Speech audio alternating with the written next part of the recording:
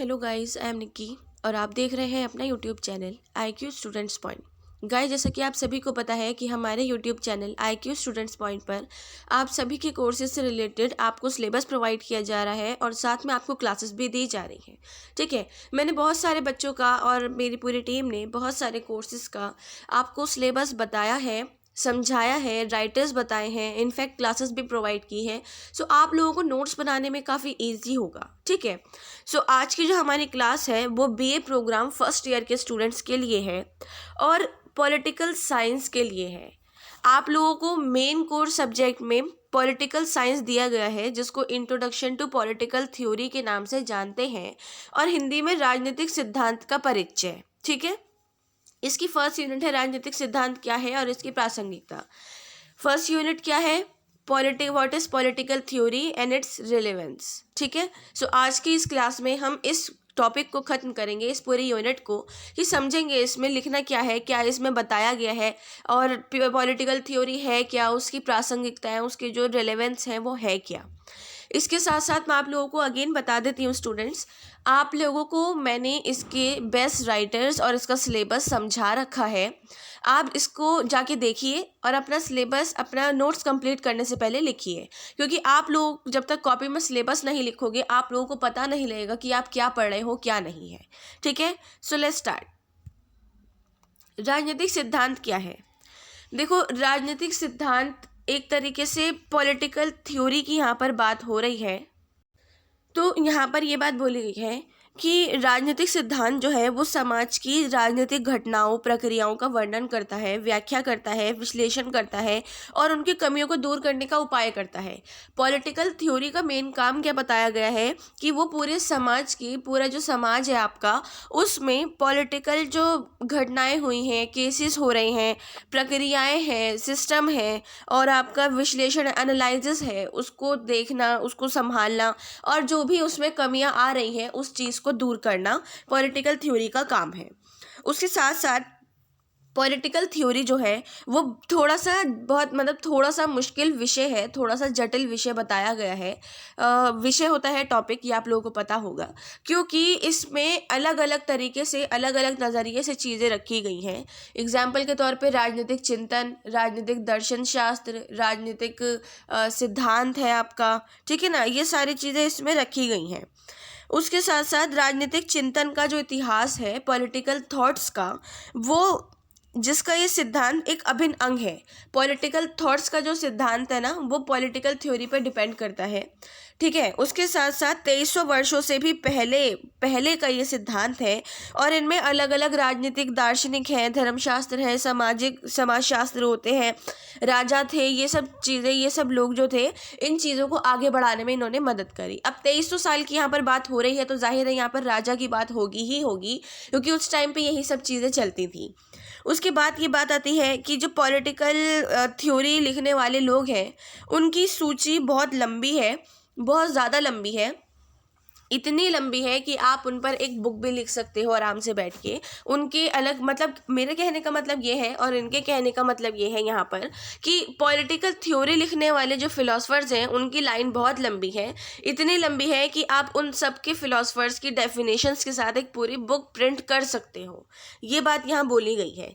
अब जब 2300 साल पुराना आपका ये टॉपिक है तो जाहिर है इस पर एक बुक, क्या मतलब एक पूरा, मतलब एक तरीके से बहुत सारी बुक्स यहाँ पर प्रिंट हो सकती हैं जब इतने सारे फिलोसफर्स ने इसके बारे में लिखा है। तो उसके साथ साथ राजनीतिक जो एक तरीके से सिद्धांतवादी हैं वो इतनी व्यापक और अहम भूमिका इसको देते हैं पॉलिटिकल थ्योरी को, कि इस वजह से ही, इस अहम भूमिका देने की वजह से ही पॉलिटिकल थ्योरी क्या है, राजनीतिक सिद्धांत क्या है, व्हाट इज़ पॉलिटिकल थ्योरी का क्वेश्चन उभरा। इन लोगों ने बोला कि जब हम इतने सारे हैं, हम लिख रहे हैं, और जब देखो, मैं एग्जाम्पल के तौर पर बताती हूँ, मैं हूँ, आप मेरे स्टूडेंट्स हो, टोटल लगा लो 100 स्टूडेंट्स हैं। ठीक है, 100 स्टूडेंट्स को मैं एक टॉपिक देती हूँ लिखने के लिए, तो वो जाहिर है अलग अलग ही लिखेंगे, वो कोई भी एक जैसा नहीं लिखेगा। जो बच्चा चीटिंग करेगा वो एक जैसा लिख सकता है, उसमें भी बच्चा कुछ और ऐड कर देता है, वो भी अलग लिखेगा, है ना। तो यहाँ पर ये बात हुई थी कि जब हम लोग इतना सारा इस पर लिख रहे हैं, ये टॉपिक इतना पुराना चल रहा है, तो क्यों ना इसको एक क्वेश्चन मार्क दे दिया जाए कि राजनीतिक सिद्धांत असल में है क्या। अब जब सब लिख रहे हैं तो एक की तो मानी नहीं जाएगी, वरना दूसरा बुरा मान जाएगा, दूसरे की मानोगे तीसरा मान जाएगा। तो यहाँ पर ये बोला गया, और इस मतलब ये जो प्रश्न है इसका उत्तर देना बहुत ज़्यादा मुश्किल देखा गया कि इसका उत्तर दिया क्या जाए। इसके अलावा राजनीतिक चिंतन के लंबे इतिहास में जो पॉलिटिकल थॉट्स हैं उसकी एक बहुत लंबी हिस्ट्री में सोशल और जो आपका इकोनॉमिकल परिस्थितियां हैं, सिचुएशंस हैं, उसमें बहुत सारे चेंजेस भी पाए गए और उसमें अलग अलग चीज़ें भी पाई गई थी। उनकी वजह से पॉलिटिकल थ्योरी के विशेष क्षेत्र में अध्ययन पद्धति दोनों में काफ़ी अंतर हो गया था। समझ रहे हैं आप मेरी बात। मैंने यहाँ पर आपको ये बात बताई है कि इसके अलावा पॉलिटिकल थॉट्स के जो एक लंबा इतिहास चल रहा था, मैंने आपको अभी ऊपर ही बताया कि पॉलिटिकल थॉट पर डिपेंड था पॉलिटिकल थ्योरी। तो पॉलिटिकल थॉट ये जो लंबा इतिहास चल रहा था उसने सामाजिक और आर्थिक परिस्थितियों में चेंजेस लाए, और उसकी वजह से पॉलिटिकल थ्योरी का जो विषय है, टॉपिक है, उसके क्षेत्र पे और उसके अध्ययन में, उसको पढ़ने के उसमें दोनों में बहुत ज़्यादा अंतर आ गया। ये बहुत इतना अंतर आ गया था कि इसको पढ़ना ही थोड़ा मुश्किल हो गया था सब फिलोसफर्स के लिए, कि कुछ चिंतन के बारे में लिखते थे, कुछ थ्योरी के बारे में लिखते थे, तो सबकी अलग अलग राय थी। राज्य, राजनीति और राजनीतिक संस्थाएं जो होती हैं, स्टेट गवर्नमेंट और गवर्नमेंट इंस्टीट्यूट्स, और गवर्नमेंट की जो नेचर है, उनके काम है, उनके पर्पस है, उन सबको कर्मबद्ध करने का ये काफ़ी पुराना तरीका है। कर्मबद्ध करने का एक पूरा लिस्ट के तौर पे बनाने का। एग्जाम्पल के तौर पे मुझे आप लोगों को पढ़ाना है, और आज मैं बीए प्रोग्राम को बच्चों को पढ़ा रही हूँ, कल मैं ऑनर्स की पढ़ाऊँगी, परसों फिर बीए प्रोग्राम के। तो मैंने एक तरीके से लिस्ट बनाकर इसको रख रखा है कि मुझे कन्फ्यूजन ना हो, बाबा मैं तो इसको पढ़ाना है, मुझे पढ़ाना है। तो ये जो चीज़ है पॉलिटिकल थ्योरी जो है वो स्टेट, गवर्नमेंट इंस्टीट्यूट्स की जो नेचर है, उसके पर्पस है, उन सबको एक कर्मबद्ध तरीके से बांधता है। और पॉलिटिकल जो गतिविधियां हैं वो एक ऐसी गतिविधियां हैं जो स्टेट के माध्यम से व्यक्ति और सामूहिक जीवन को नियमित करती है। साथ साथ ग्रीक राज्यों के समय से ही जो पॉलिटिकल थॉट्स हैं, कुछ मतलब इम्पोर्टेंट प्रश्नों के उत्तर की तलाश करते आ रहे हैं। कुछ एग्जाम्पल के तौर पे मैं आपको बता देती हूँ कि जैसे कि राजनीतिक जो गतिविधियां हैं उनमें कितनी मौलिक हैं, वो कितनी महत्वपूर्ण हैं, और इनमें ये क्या व्यक्ति को उपलब्ध करवाती हैं, इनकी प्रासंगिकता क्या है, और इनसे मतलब इन व्यक्ति को बाकी सभी जीवों से ये कैसे अलग करती हैं, ये वाली चीज़ें इसमें ये सब देखी गई थी। और मानव जीवन के समुदाय में मिलकर रहने की मौलिक समस्या को कैसे सुलझाया जा सकता है, ये क्वेश्चन किया गया। और इसका ये बोला गया कि इस क्वेश्चन के साथ ही, क्योंकि समुदाय में रहने वाला मानव प्रकृति के लिए आवश्यक नहीं है बल्कि उसके व्यक्तिगत जीवन का सार भी है। इन सब क्वेश्चंस की तलाश की गई थी, उसके बाद ये सारी चीज़ें आगे बढ़ी थी। ठीक है, इसके पॉलिटिकल थ्योरी के अध्ययन के नज़रिए से जो मतलब ये है पॉलिटिकल थॉट्स के अध्ययन के नज़रिए से पॉलिटिकल थ्योरी को हम अलग अलग धाराओं में बांटते हैं। कौन सी धाराएं हैं? क्लासिकी है, उदारवादी है, मार्क्सवादी है, समकालीन है, व्यवहारवादी है। ठीक है, अब आप बोलोगे कि मैम ये तो आपने सिर्फ नेम बता दिए, आपने तो डिस्क्राइब किया ही नहीं। क्योंकि इसको डिस्क्राइब आपको नहीं करना है, आप बीए प्रोग्राम के स्टूडेंट्स हो, ऑनर्स के स्टूडेंट को इसको डिस्क्राइब करना है, क्योंकि उनके पास भी ये टॉपिक दिया गया है। तो आप लोगों को सिर्फ इनके नेम लिखने हैं। कौन कौन है मैं अगेन रिपीट कर देती हूँ। क्लासिकी है, उदारवादी, मार्क्सवादी, व्यवहारवादी और समकालीन। ठीक है, उसके साथ साथ उदाहरण के लिए मैं आपको बता देती हूँ कि जो क्लासिकी राजनीतिक सिद्धांतों पर दर्शन शास्त्र का सबसे ज़्यादा प्रभाव पड़ा है, जो क्लासिकी सिद्धांतवाद हैं, जो क्लासिकल वाले हैं, उन पर फिलॉसफी का, पॉलिटिकल फिलॉसफी का सबसे ज़्यादा, दर्शन शास्त्र होता है फिलॉसफी, उनका सबसे ज़्यादा असर पड़ा है। और साथ में सिद्धांतों का जो पर्पस है वो पॉलिटिकल घटनाओं को बताना, उनकी व्याख्या करना, उनको निर्धारण करना, उनका इवैल्यूएशन करना, सभी कुछ था। और वहीं पर ही दूसरी ओर व्यवहारवादियों ने पॉलिटिकल थ्योरी में विज्ञान को ज़्यादा महत्व दिया, पॉलिटिकल साइंस को सबसे ज़्यादा महत्व दिया, और इन्हें सिर्फ पॉलिटिकल रियलिटी की व्याख्या करना, इस चीज़ तक ही सीमित रखा इन लोगों ने इस चीज़ को। ठीक है, अब हम देखते हैं कि पॉलिटिकल थ्योरी में अलग अलग परिभाषाएं क्या दी गई हैं।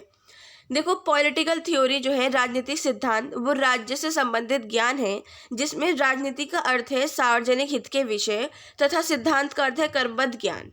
मैं आपको इसको इजी लैंग्वेज में समझाती हूँ कि पॉलिटिकल थ्योरी जो है वो स्टेट से रिलेशन एक साइंस है, ठीक है। मतलब स्टेट का और पॉलिटिकल थ्योरी का आपस में ऐसा रिलेशन है कि वो एक साइंस बन गई है, जिसमें पॉलिटिकल का अर्थ निकलता है सार्वजनिक हित के विषय, पब्लिक के लिए काम करने वाले जो भी विषय है, टॉपिक्स हैं वो, और सिद्धांत जो है, थ्योरी का अर्थ है कर्मबद्ध ज्ञान। एक कर्मबद्ध ज्ञान लिस्ट के तौर पे उसको बनाकर रखना, ध्यान में रखना, सब कुछ रखना, ठीक है। उसके साथ साथ डेविड हेल्ट बोलते हैं, डेविड हेल्ट फिलोसोफर हैं, इन्होंने बोला है कि राजनीतिक सिद्धांत राजनीतिक जीवन से संबंधित धारणाओं और सामान्य नियमों का वो समूह है जिसमें राज्य, सरकार और समाज की प्रकृति, उद्देश्य तथा प्रमुख विशेषताएं एवं व्यक्ति की राजनीतिक क्षमताओं के बारे में विचार, परिकल्पना और विवरण निहित होते हैं।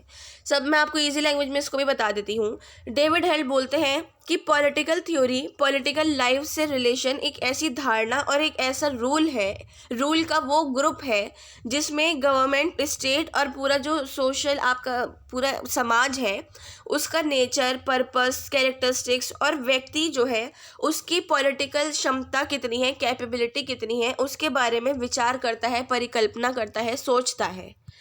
हैकर बोलते हैं कि राजनीतिक सिद्धांत जहां एक तरफ अच्छे समाज और अच्छे राज्य से संबंधित नियमों के निष्पक्ष खोज है, वहीं दूसरी तरफ ये राजनीतिक और सामाजिक वास्तविकता का निष्पक्ष ज्ञान भी है।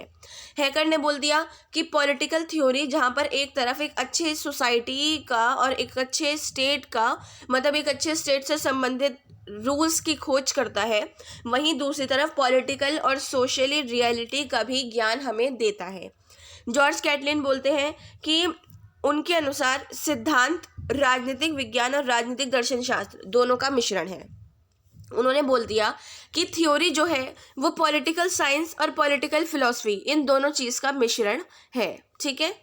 अब हम देखते हैं राजनीतिक सिद्धांतों का राजनीतिक चिंतन, राजनीतिक दर्शन शास्त्र और राजनीतिक शास्त्र से अंतर, कि मतलब अभी जो पीछे बताया गया है, जॉर्ज कैटलिन ने बताया है कि थ्योरी जो है पॉलिटिकल फिलॉसफी और पॉलिटिकल साइंस से मिलकर बनी है, तो उस चीज़ को इन्होंने बोला क्यों है, ये वाली बात हम यहाँ पर देखेंगे।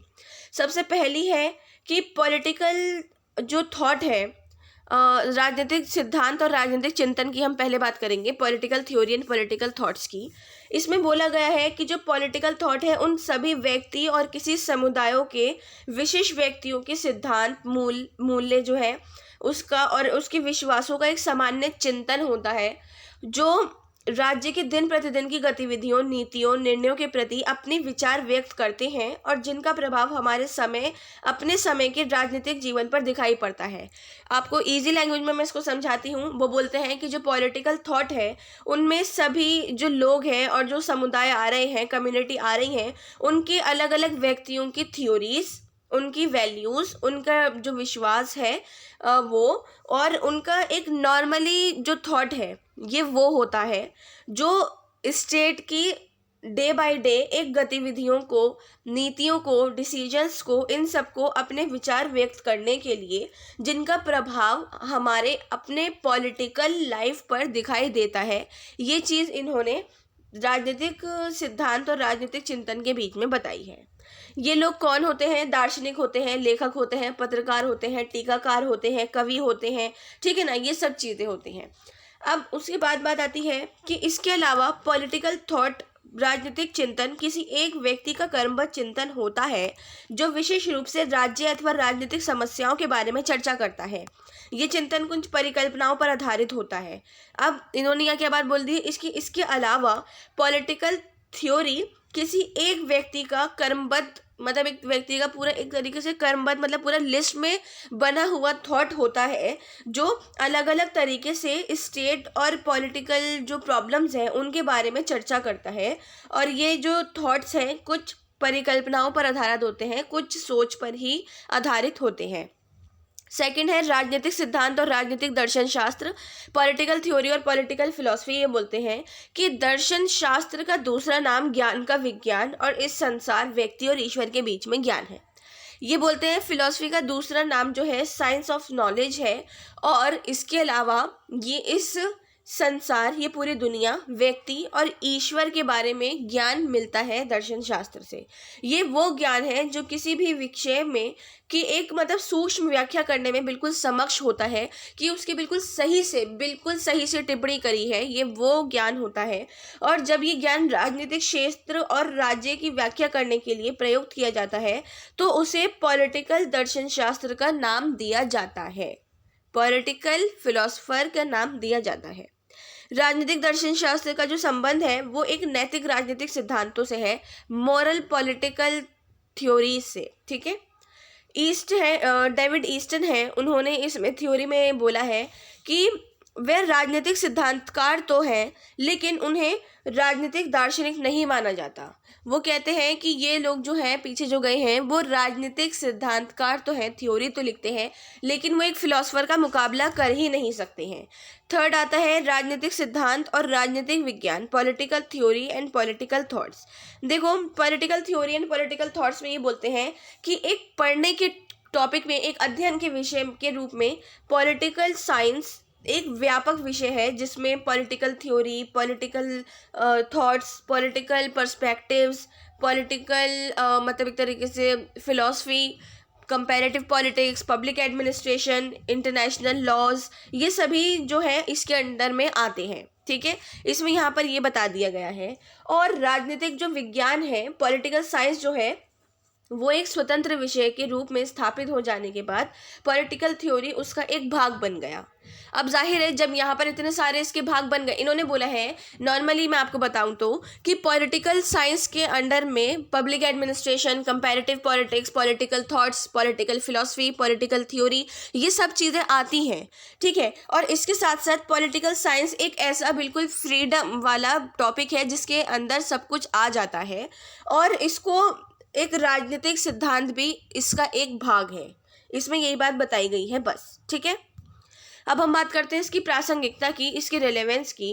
देखो, रेलेवेंस की यहाँ बात आती है तो एक तरीके से इसकी प्रासंगिकता अच्छी, देखो प्रासंगिकता की बात आई है तो जाहिर अच्छा यही बताई जाएंगी। तो पॉलिटिकल थ्योरी की प्रासंगिकता को इनके द्वारा किए जाने वाले कार्यों में निहित पर्पस जो है उसके आधारों पर समझा जाता है। पॉलिटिकल थ्योरी जो है वो पॉलिटिकल वैल्यूज़ की वो व्यवस्था है जो कोई समाज अपनी पॉलिटिकल रियलिटी को समझने और आवश्यकता पड़े तो उसमें चेंजेस करने के लिए इस्तेमाल कर सकता है। हिंदी में बताऊं आपको मैं कि राजनीतिक सिद्धांत राजनीतिक मूल्यों की वह व्यवस्था है जो कोई समाज अपनी राजनीतिक वास्तविकता को समझने और आवश्यकता पड़े तो इसमें परिवर्तन करने के लिए अपनाता है। ठीक है, इसके बाद बात आती है, और इसमें आवश्यकता पड़ने पर एक वैकल्पिक राजनीतिक प्रबंध और व्यवहार का ढांचा भी प्रदान किया जाता है सोच के आधार पर। और इसमें समग्र रूप से राजनीतिक सिद्धांत देखे जाते हैं।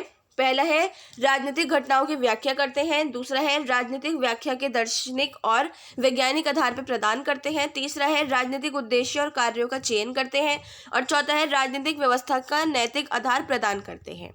ठीक है, अब हम देखते हैं राजनीतिक सिद्धांतों की प्रासंगिकता के किन आधारों पर समझा जा सकता है। सबसे पहली है, ये राज्य और सरकार की प्रकृति और उद्देश्य का क्रमबद्ध ज्ञान उपलब्ध करवाते हैं। ये बात मैं आपको शुरुआत में बता चुकी हूँ कि पॉलिटिकल थ्योरी जो है वो स्टेट और गवर्नमेंट का जो नेचर है और उनके पर्पस है उनके बीच में एक क्रमबद्ध ज्ञान उपलब्ध करवाता है। सेकंड है कि ये सामाजिक और राजनीतिक वास्तविकता और किसी भी समाज के आदर्शों और उद्देश्यों में संबंध स्थापित करने की सहायता करता है। ये बात भी मैंने आपको पीछे पॉलिटिकल फिलॉसफी में बताई है कि ये मतलब एक तरीके से आपका सोशल और पॉलिटिकल जो रियलिटी है और किसी भी सोसाइटी का एक मोरल और पर्पस जो होते हैं उनको स्थापित करने की बहुत बहुत सहायता करता है। और ये बताता है कि थर्ड जो है ये व्यक्ति को सामाजिक स्तर पर आधारित कर्तव्य, स्वतंत्रता, समानता, संपत्ति, न्याय आदि इन सब के बारे में सचेत करवाता है। ये बात आपको समझ में आ गई होगी। फोर्थ है कि ये सामाजिक और आर्थिक व्यवस्था को समझने, उसे संबंधित समस्या जो है जैसे गरीबी, हिंसा, भ्रष्टाचार, जातिवाद, ये सब चीज़ों के साथ जूझने और एक सैद्धांतिक विकल्प प्रदान करने की हेल्प करता है। और पांचवा है सिद्धांतों का कार्य केवल स्थिति की व्याख्या करना नहीं होता, ये सामाजिक सुधार और क्रांतिकारी तरीकों से परिवर्तन संबंधी सिद्धांत प्रस्तुत करते हैं। ठीक है, यहाँ पर ये बात बोली गई है कि थ्योरी का जो काम है वो सिर्फ स्थिति की व्याख्या करना ही नहीं होता है, ये एक सोसाइटी में सुधार करने के लिए और क्रांतिकारी तरीकों में चेंजेस करने से संबंधित सिद्धांत भी प्रस्तुत करते हैं। सो स्टूडेंट्स, आपकी फर्स्ट यूनिट यहाँ पर कंप्लीट हो गई है। सेकंड यूनिट में हम अवधारणाएं पढ़ेंगे, स्वतंत्रता, समानता, न्याय और अधिकार। और आज की क्लास को लेकर कोई भी क्वेश्चन हो, डाउट हो या सजेशन हो तो आप हमसे कमेंट बॉक्स या हमारे टेलीग्राम चैनल पे पूछ सकते हैं। So thanks for the watching and best of luck all.